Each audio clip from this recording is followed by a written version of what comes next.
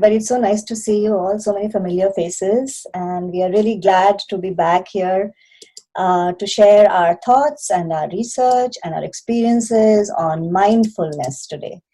Uh, we are both very interested in the subject of psychology. I have a corporate communications background and a psychology background. We are not mental health professionals, but we really believe in the science, and we have researched a lot of stuff that we have been able to apply in our lives and gain a lot from it. And we hope to share our experience and learnings with you so that your life also gets impacted by it in a positive way. So a lot of you have actually been here before, but this specific session is a little more expanded, a little more in-depth and focused on mindfulness. You'll probably hear some stuff that you've heard before. This is just more of a reinforcement, and as well as a lot of new information. So yeah. So before we talk about mindfulness, let's all together do an exercise to experience mindfulness in a nice small way. And I'll give you the instructions and you can start following now. Close your eyes and focus in on your breathing. Feel how you feel in this moment. Are you relaxed? Are you anxious? How is the temperature of your body? Are you cool, warm? How do you feel right now? What are you thinking about right now? If you're physically tense, loosen up, relax. Be in the moment and feel what you feel in this moment. Become more aware of how you are at this present moment. Closing your eyes helps to focus in on your current condition of mind and body. Open your eyes. And now if some of you could share how you felt, that would be wonderful. So you can either unmute yourself, raise your hand, whatever. Yeah. Well, I'm feeling relaxed right now. That's wonderful. That's good. Anyone else? Yeah, Meera. I guess I'm feeling a little anxious. I feel that. Did you feel like that before you started it? Did you recognize it at the time before you started closing your eyes and focusing in on yourself? Okay. Great. Anybody else? Sorry if it takes us a while to get to you. We have to scroll through. Yeah, great. So, when you use this exercise, you're more tuned into how you're feeling, right? Something you might not have noticed before, or you might not have been as aware of, just checking in with yourself. So that's an exercise in mindfulness. So before we give our definition and explanation of mindfulness, does anybody either know what it is or have an idea of what mindfulness might be? Meera. Is it awareness of oneself or inner thoughts and feelings? Yeah, definitely. That's part of it. Absolutely, yes. Anything else?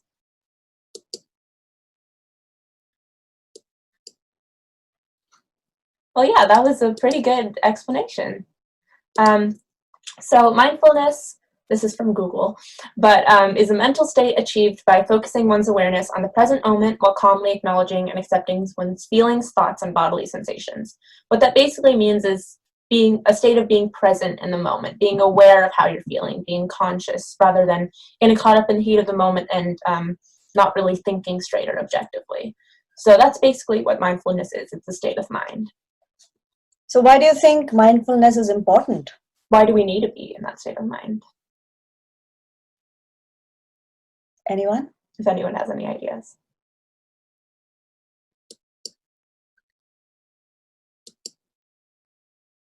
You can even unmute yourself and just shout it out. Yeah. And if you, if any of the kids or teens want to turn on their cameras, that would be great. You don't have to though.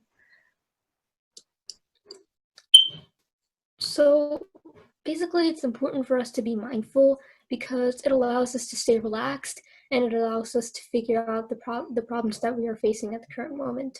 Yeah, definitely. Yeah, you pretty much summed it all up. Yeah, anything else? Any other ideas? Anything to add? No, that's cool. That was a pretty good explanation. So this is just a basic kind of thing. So we need mindfulness to reach a state of a balanced mind, which we'll go over in a second. And once you're able to reach that state of balanced mind, you're able to solve problems and able to strengthen your relationships, as well as just relax and calm down and think about things for a minute. Yeah, it really helps to effectively communicate with people if you're mindful of your current situation. And we will talk about that in detail in just a little bit. Yeah. So let's first talk about the balanced mind. So let me just give a situation to relate it to. Let's say your parent, mom, whoever, is really mad at you and starts yelling at you. What usually happens? You tend to either yell back or get really upset, or sometimes you completely shut down, right? And you just don't really respond, kind of insensitive. So basically, you tend to either lean towards an emotional state of mind, which is very hot, irrational, intense, kind of when you're very impulsive. And this usually comes out in the form of yelling or screaming or crying, right? Or you tend to go on the other end, where you're very cold and sensitive, kind of just shut down, don't really want to like talk about it or fix the problem. So what our goal is in general is to reach a balanced state of mind, right? Where you're sensible and calm and you're able to make those decisions and able to create those solutions while being aware of everyone's feelings, but also not getting caught up with it and getting overly emotional and irrational about it, right? So basically our goal in most situations is to reach the balanced state of mind and not lean towards one side or the other. Yeah, so because both these emotional mind and the logic mind, both of them are very unhealthy states of being. They don't help us to go to follow a path of solution. We cannot find a solution if we are in either states of mind. Yeah, if that makes sense. So let's quickly talk about what happens when an intense situation arises. When someone starts yelling at you or an argument starts coming up, how do you feel? What physically happens? If anybody can give us anything.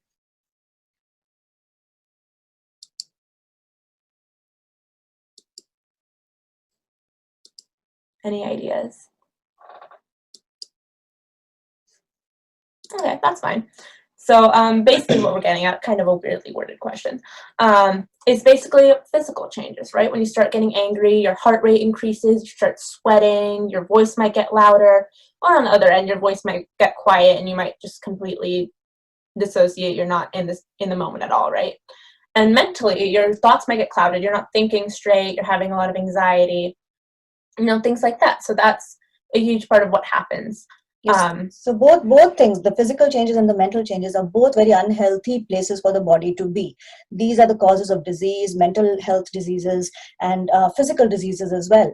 Because if we are not in a position to control our feelings, we tend to be in an escalated state of mind or escalated state of body, which is not healthy at all.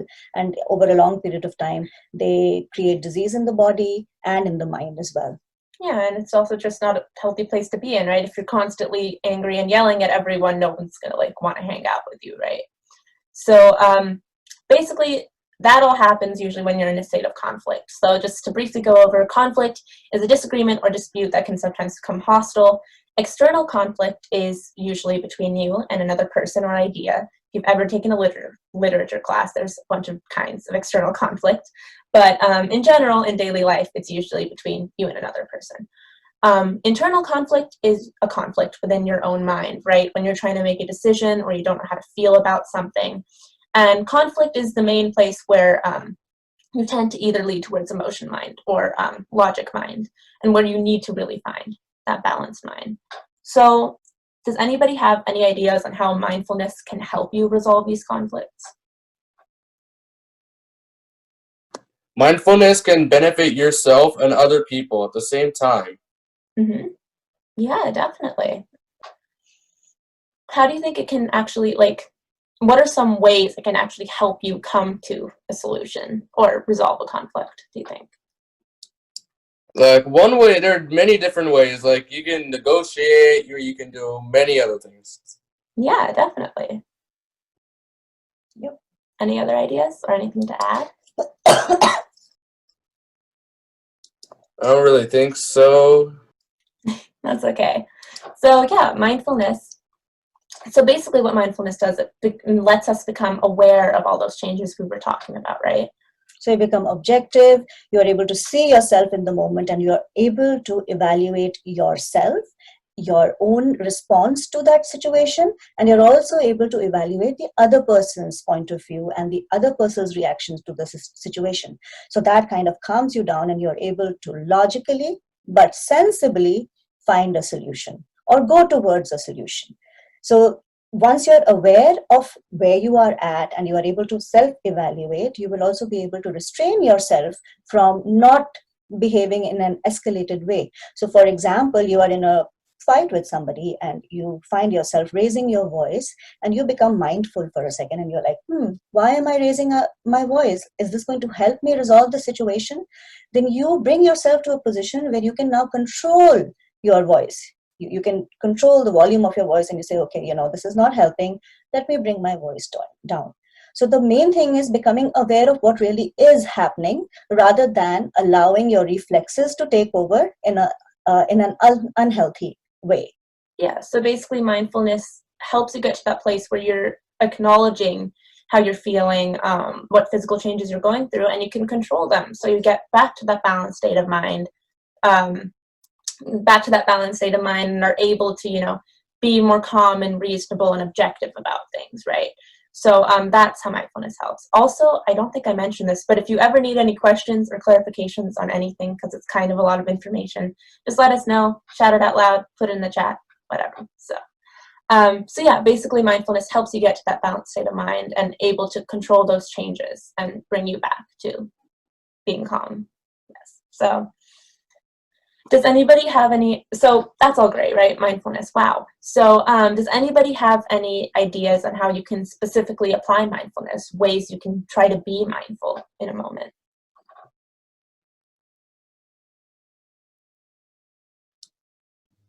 Well, I guess whenever you're having an argument or a fight with someone, it's always best to stop and think about the reason why everything started in the first place. From there, once you understand the reason why you started fighting with someone, you can work together to calm each other down and find a common solution. Yeah, definitely. That's actually a really big one. Yeah. Does anybody have any other ones?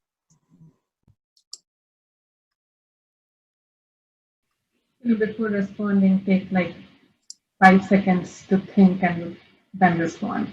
Yeah, absolutely. So you both brought up a huge thing, which is pausing or taking a break.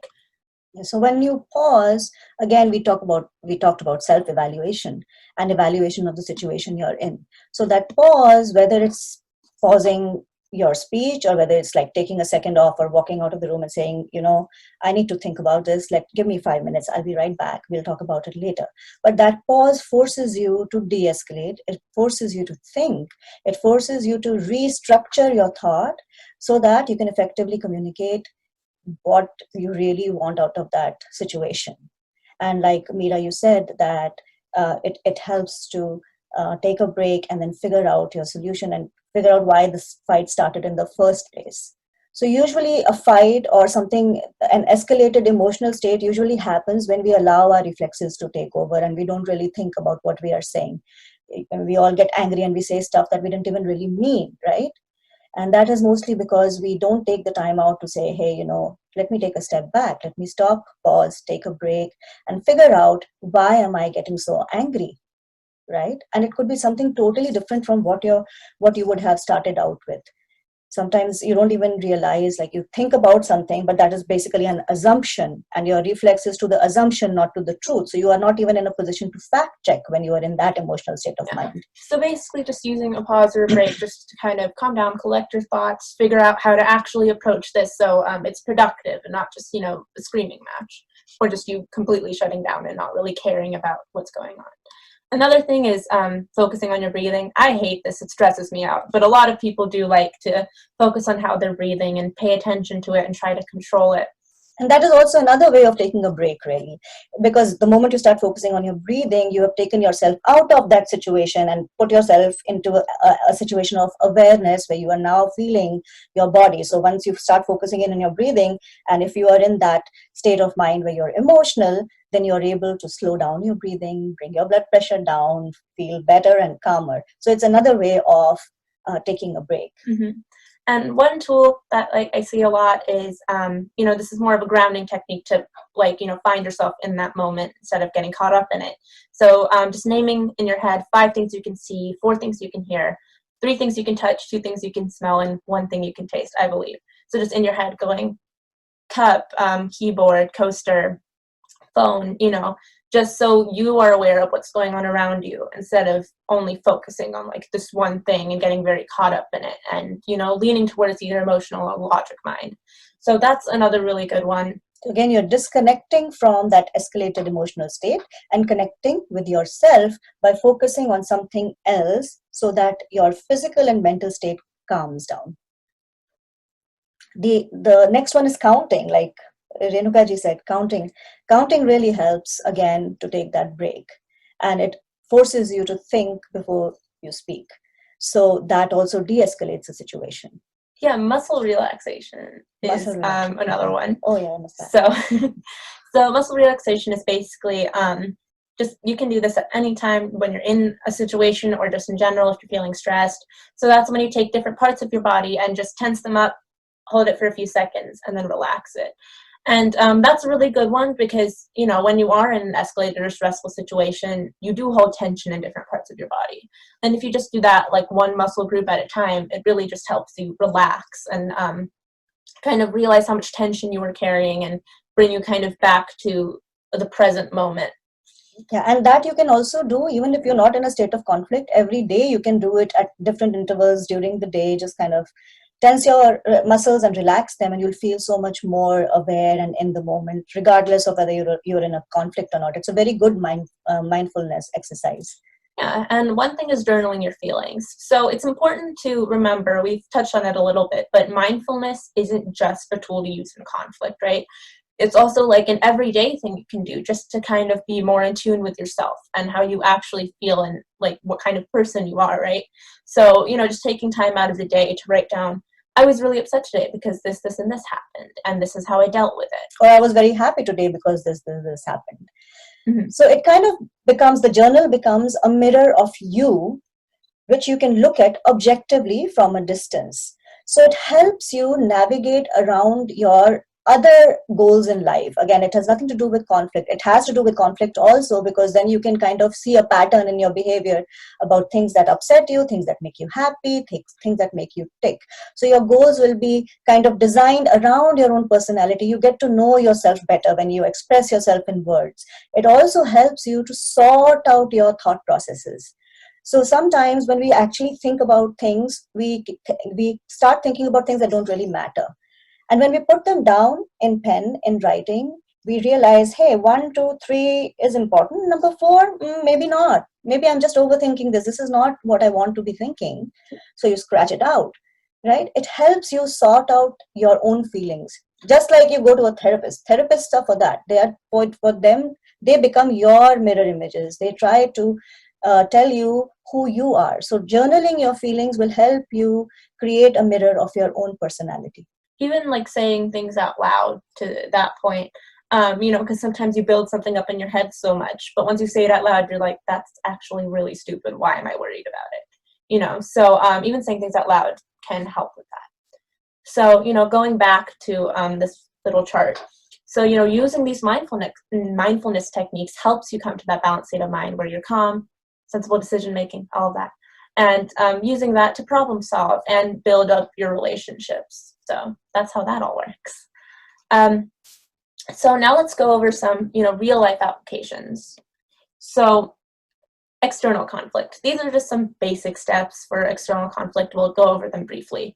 So let's say that you really want to go out, but your mom wants you to stay in. So whatever it is, whatever you like to do.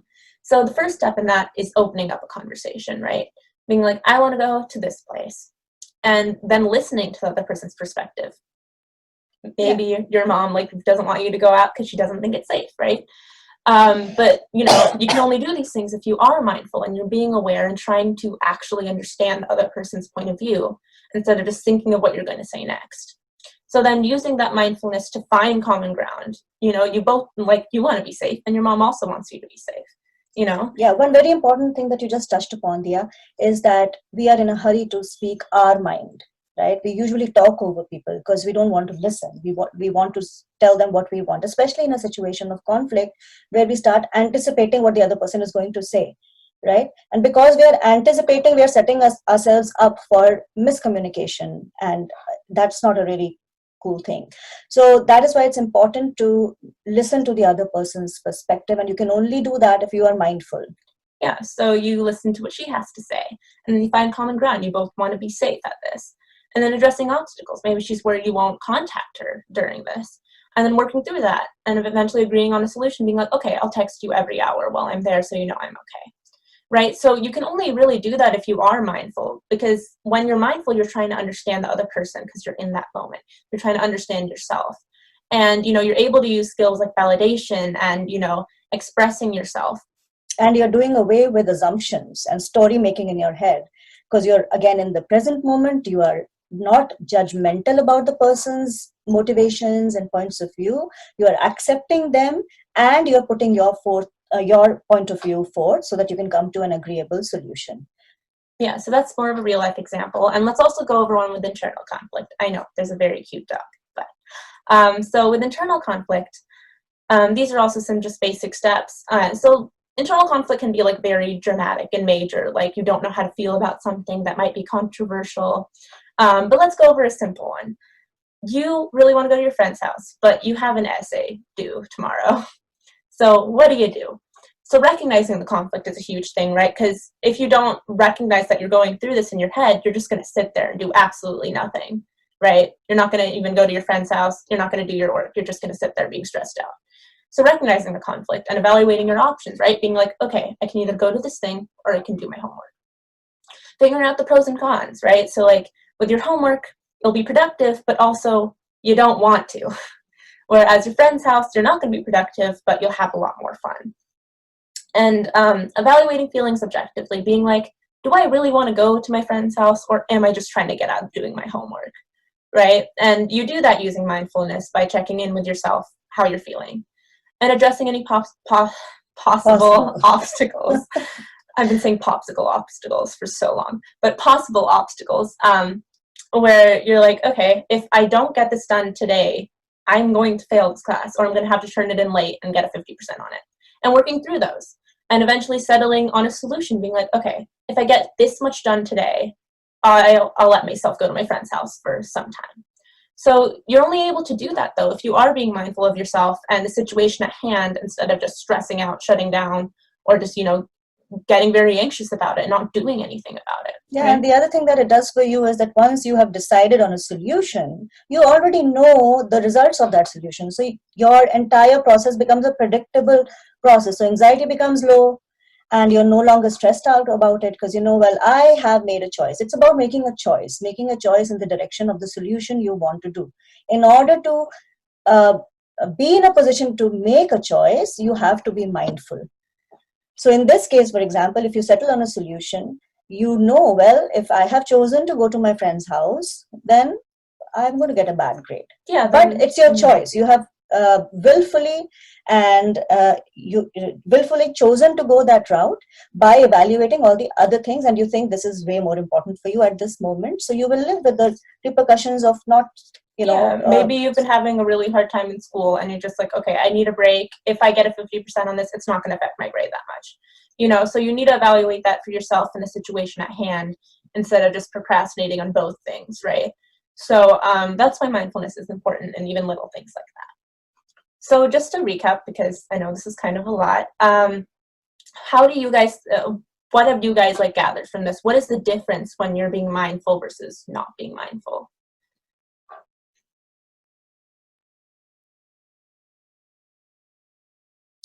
So I think being mindful is basically when you're thinking about your surroundings, looking at your surroundings, but when you're not mindful, it means like when you're not like thinking about what's going on in the outside, you're just thinking about yourself. Yeah, definitely. Namrata. Being mindful is like being in the moment and not being distracted and like thinking about like if you like thinking about yourself and also others. But if you don't be mindful, then you'll probably end up gonna make like some wrong choices. Yeah, being aware of other people's emotions, not being super insensitive or super selfish. Yeah. Or future tripping. If you're not in the moment, then you're probably assuming things that don't even exist. You're creating a story around a certain situation. So it helps you, like Rishabh said, it helps you be more aware of other people's feelings. So you have better relationships because you take the time out to think about their feelings, but you also don't ignore your own feelings. You are able to think about how you really, really feel about a certain situation, and you're able to communicate it in a calm and nice way. Yeah, instead of being like, I'm sure my mom's going to get mad at this if I ask her about something. You know, sometimes you need to be mindful and be like, is it really that big of a deal? Is she really going to get mad at me? You know? So any other observations about the difference? Mindfulness determines how you're whether you're able to make rational decisions or not. The more mindful you are, the more of course the more rational your decisions would be, and this therefore would lead to satisfaction with the choices you make, and possibly through mindfulness you're able to benefit both parties. Yeah, that's a really good observation. So when you are more mindful, you reach that state of balanced mind, right? You're more solution oriented instead of making a decision out of anger or, you know, not making a decision, right? So yeah, you're a lot more content with what you've done because you've been a lot more thoughtful about it, and you know you're ready to accept any consequences that come with it. Yeah, it also helps you open up your mind to new thoughts and ideas from other people because you're no longer in a judgmental state of mind. You're not judging anybody. You're just fact checking, and you're basing your decision on facts and not assumptions and feelings as well, but not acting, you know. Yeah, and you're giving acting out. Exactly, you're giving space to other people who you're communicating with to put their ideas across, and only then you can enrich yourself and become a better version of yourself every time if you open yourself up to other people's thoughts, other people's ideas in a non-judgmental manner, so that you can say, hey, you know, this something about this is great and I can adopt this in my life and I can change my life for the better by using this point of view. This is a great point of view. Or maybe not, this is not for me. But you're not still becoming a condescending personality or pushing another person away just because they think differently from you. So it's a very nice space to be in. Yeah. Any other observations? So if you're in a bad mood or you're not in a good mood, then sometimes you make bad decisions. But if you're mindful and you know your situation, then you can do the right thing. Yeah, definitely. Exactly. Yeah, like we said, you're in that balanced state of mind. You're more able to figure things out. Yeah. And it's okay to be in an emotional state of mind. Mindfulness, however, helps you be there in a more rational way. Like, you can be upset about something, but if you are mindful as to why you are upset, then you are in a better state of mind, so that if something like that occurs again in your life, then you are able to navigate your way through it by knowing that, well, this kind of thing upsets me. That's why your journaling helps, writing things down. So you can kind of trace your journey through life and, you know, figure out things that work for you and things that don't work for you. Anything else to add? Okay, that's cool. We're going to actually ask another question. So we spent a lot of time focusing on how mindfulness helps us in a certain situation, right? Well, does anybody have any ideas? We touched on this a little bit, how practicing mindfulness can impact others or your relationships as a whole.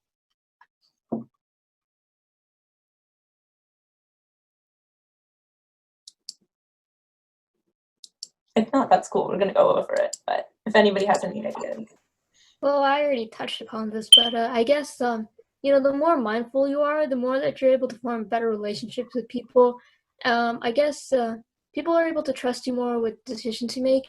Mm-hmm. And at the same time, the more mindful you are, it's better for you to, you know, you find a consensus between of each other when you're in like a conflict or something like that. Yeah. Yes, absolutely.